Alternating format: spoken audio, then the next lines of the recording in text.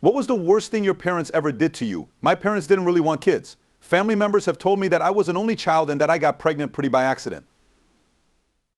My life was good at first, but my parents didn't want to spend as much time with me after I stopped being so cute and adorable. They both had jobs and a business that they started together.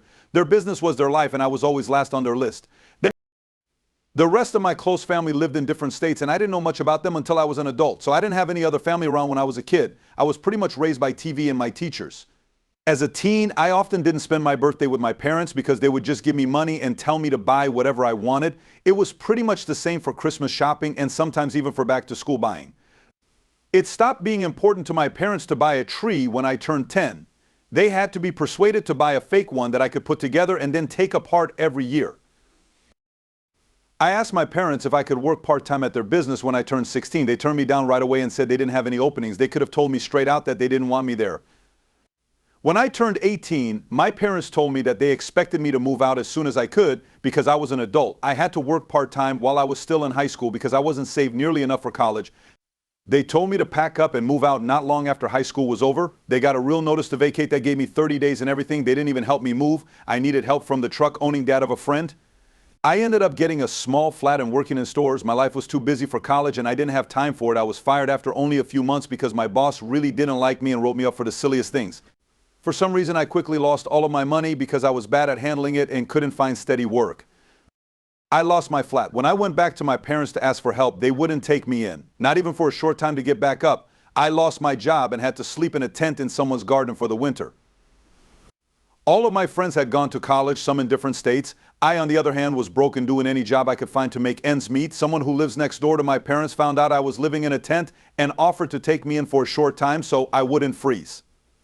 She helped me nag my parents until they told me how to get in touch with my cut-off family members. They did not want to tell us at all. Most likely, they were afraid of being judged for how they threw out their son. They finally gave up the information and gave me a list of ways to get in touch with them. After that, they told me not to bother them ever again. I was lucky to be able to call my grandparents on my dad's side of the family. They were shocked and glad to hear from me because they hadn't seen me since I was a baby. When my grandparents heard what was going on, they flew me over to live with them right away. They pretty much adopted me. Even though they were asked, my parents didn't even come to the airport to say goodbye. I didn't talk to them at all for almost 10 years. My grandparents told me they hated my parents for how badly they treated me and formally disowned them by removing them from their wills. That made my parents very angry, I've been told. Still, I didn't think it was important because they were rich and didn't need anything from my grandparents. It turned out to be so wrong what they said. I was able to go to community college after living with my grandparents for about a year. After I got my associate's degree and a good job, my grandparents offered to sell me their house so they could move to Arizona and retire. Every year, the cold weather was making her health worse, so my grandmother wanted to move to a warmer place. It made me sad to see them go, but I was glad to buy the house. For a third of what it was worth, they sold it to me. I'll be able to pay it off in a few years. Because of my job at the time, I had to go out on the road from time to time. Because of this, I sometimes have to be away from home for weeks at a time. In late 2020, I came home after being away for more than 2 weeks. When I got home, there was a big white van in my driveway that I didn't know. When I was about to call the cops, I saw that the van had my parents' business logo on the side of it. I only felt fear. They got into my house somehow and were now living there. Plus, they were rude enough to meet me like we were old friends as soon as I walked in. Even though I told them to leave, they wouldn't because it was Grandma and Grandpa's house. I told them it wasn't their house anymore because they sold it to me when they retired. I told them that if they were following my life, they would have known that. But 10 years ago, they threw me out with the dogs without any life experience. We had a fight and they wouldn't leave. Dad told me that the house had been his parents before it was his and my mom's. That meant they could live there if they wanted to. I went straight to my bedroom, locked the door, and called the cops. The police didn't help when they got there. The truth is that my parents lied to them when they said they had lived there long enough to have residency. I didn't have any cameras with me to show that they hadn't been there for a month. My neighbors did not have any cams either. So my parents' claim of squatters' rights was based on my word against the truth about how long they'd really been there.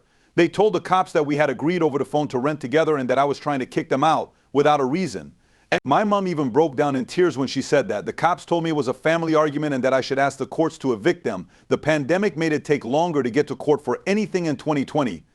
At the same time, my parents were living in my house without paying rent and making fun of me. Based on what they told me, their business failed, and to pay off their bills, they sold almost everything they owned. Since they only left the van and a few personal items, they thought they could stay in my house for free for a while. They also had work to do. They both quickly found new jobs. My dad worked as a delivery driver and my mom worked in sales. They were making money, and the only things they gave to were water and power utilities. Every month they just gave me a $100 bill and told me to be thankful they were paying me anything.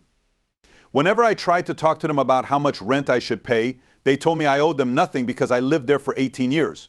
Then they told me to be glad they weren't having to get the money back at that time.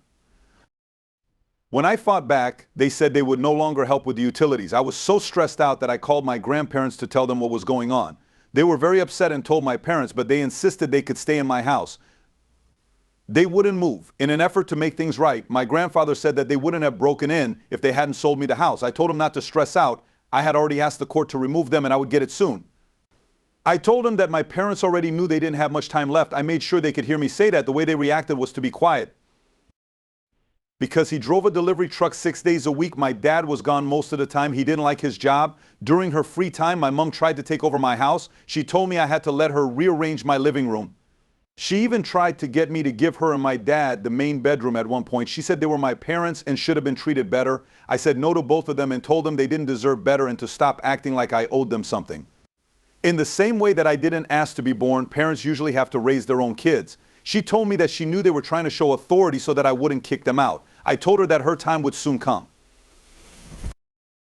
It took 4 months and is now early 2021. But I finally got my parents to go to court over squatting. We only had to go to court because they fought the removal and tried to trick me into going back on the deal. Because it used to be my grandparents' house, they tried to use that and the $100 monthly payments as some kind of influence. But there was no real rental deal and they were smart enough not to make one because that would have been dishonest. In the end, the judge told them they had to leave within 30 days at the latest because they had no right to be in my house. When they saw me after court, they told me they were upset that I had kicked out my own flesh and blood. It made me laugh. What they did to me showed that they were liars because they didn't care about my well-being at all. They didn't love me, so I don't love them either. I didn't owe them anything. That's all they did was act like everything that belonged to me was theirs. They couldn't call themselves my parents because they never really dressed like that. I told them straight out that they were a pair of snobby, lying, and now broke narcissists and told them to get their lives together. It was clear to them that I would call the cops if they didn't leave my house after 30 days. My dad looked very angry, but my mom grabbed his shoulder and shook her head to stop him from saying or doing anything. He looked down at me and left. I laughed at him. Before they finally left, things were very hard for them. During that last month, they either tried to change my mind by making me feel bad or ignored me totally. For each day they had to leave, I marked on the calendar in the living room with a red pen. A big red circle showed them exactly which day they were going to be out. I still remember that March 2nd was the last day. It wasn't until the day they had to leave my house for good that my parents finally did.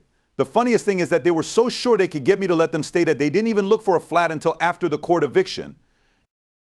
My mom worked hard for weeks to find a flat. Because they needed to move quickly, the only place they could find was a small, crowded studio apartment in the next city over. It was a lot like what I had to do when I was 18. Very strange. I took my mom to see it once and the flat was awful. The walls were the color of baby vomit and the rugs looked 20 years old. There was no sink and the only window looked out onto a brick wall. I had never seen a cooker that small and the toilet looked like it needed to be changed. The walls didn't do much to block out noise from the neighbors either. While we were there, 2 people were already fighting loudly in the flat next door. My mom made an effort to look sad at me the whole time. She tried to give me hints that I should feel bad about putting them in a place like that. I pretended I wasn't aware of anything until she stopped. They signed the lease right away and spent the weekend moving in the few things they owned. Finally, they asked for the queen-size bed, dresser, and flat-screen TV for my guest room. But after letting them sleep in that room for 5 months, I told them to leave because I didn't want them in the house anymore. They looked at me like I was treating them like they were sick and didn't want anything else. As soon as they had to leave for good, I changed the locks on all the outside doors. They had spent their last night in my guest room and all of their stuff was at the flat. As they got into the van after the move was over, they saw me start to take off the old lock on the front door. I didn't say anything and neither did they. They watched me for a while I put on the new handle. After that, they finally left. When that van went down the road, I let out a huge sigh of relief. I thought that their time had finally come and they didn't need to worry about me. They could live under a rock. But no, my grandparents just heard from them. They called to brag that they had opened a new business in the same state where I lived that was just like their old one. They are fast approaching being back to where they were in life before the pandemic, which is not good. I looked up their new business on Google and it looks like it's good. They have a lot of good reviews and everything. Speaking the truth, I'm really angry. They made me go through being homeless and lived at my house for months for free.